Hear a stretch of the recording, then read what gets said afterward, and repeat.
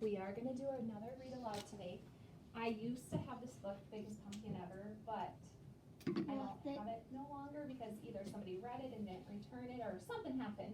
But I'm gonna show it on the Clever Touch because it is by the same author, Stephen Carell. So it's very similar. The covers are very similar. This is The Biggest Apple Ever from yesterday. And you guys all took an AR quiz on it. So today, I want you to listen to The Biggest Pumpkin Ever. And when it's AR reading time, I would like you to try to take a quiz on it. And the quiz number is up here, 11160. And you need to be paying attention because it's going to ask you questions that are in the story, okay? Here we go, The Biggest Pumpkin Ever. I'll make sure my sound is up. Story, okay? The Biggest Pumpkin Ever.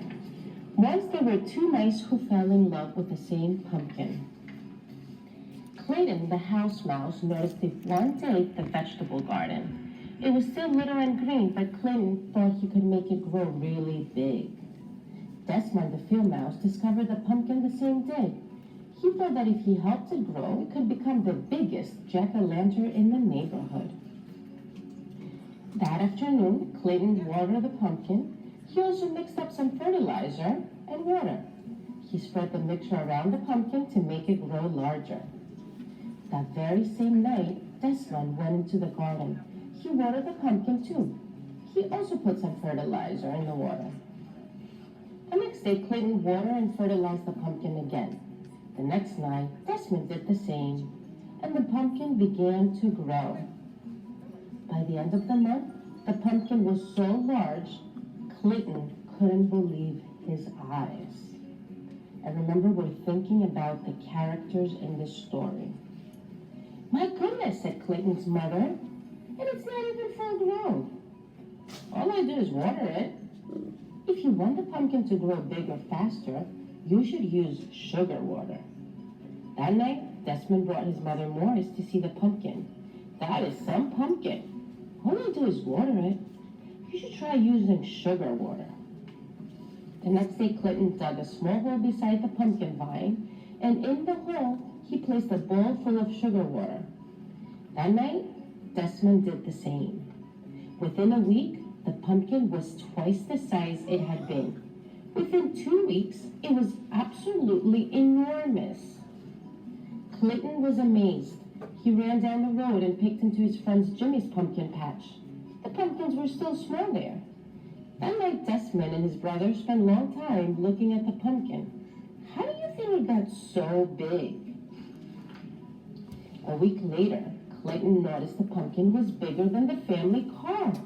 During the day, everyone he knew he came to admire it. And at night, all the field mice gathered round to do the same. By now, summer was almost over. That night, the weather grew colder. Thinking there might be an early frost, Clayton rushed out to the pumpkin with his blanket. One wasn't enough. As he worked, he hummed a little song, and as he hummed, he heard someone else singing. He also began to realize that someone else was covering the pumpkin with blankets. Desmond, too, had seen the danger of an early frost. He, too, had brought blankets for the pumpkin, and as he worked, he sang a little song. Clayton stopped humming, he put down his pile of blankets, and peeked to see at the corner of the pumpkin. Desmond stopped singing, too. The two of them bumped heads and fell down. You've been feeding the pumpkin, and you've been feeding the pumpkin, said Desmond. That's why it got so big. When everything had been explained, Clayton said, I know I'll win the contest if I can get the pumpkin to town.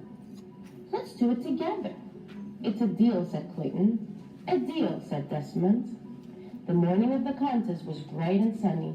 Mice were bringing their pumpkins to the town square by truck and car and wagon. Some were rolling them along the ground. Suddenly, they all stopped short. Over the fields came the biggest pumpkin anyone had ever seen.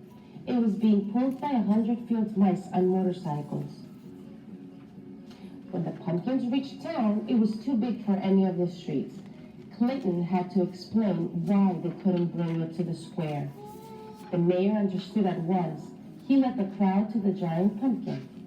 Who would believe this? Who would have believed this? Said Desmond at the same moment. When the celebration was over, the 100 field mice pulled the pumpkin back to the field. The day before Halloween, they carved it into the best jack-o'-lantern ever. And on Halloween night, its wonderful, smiling face could be seen glowing for miles around. All right, now think about the characters of the story. If you're coming to school on Thursday, please bring me that picture. And if you're not coming to school and you're learning from home, you can snap a picture and send it to Dojo Messages. Okay, we don't need to worry about that. But that was the biggest pumpkin ever. So today, if you were listening to the story and you want to try to take an AR quiz on it, go ahead and try your best on it. If you need, not now, but if you need help, you can ask Mrs. Murphy. So when is AR reading time? Okay? All right, now,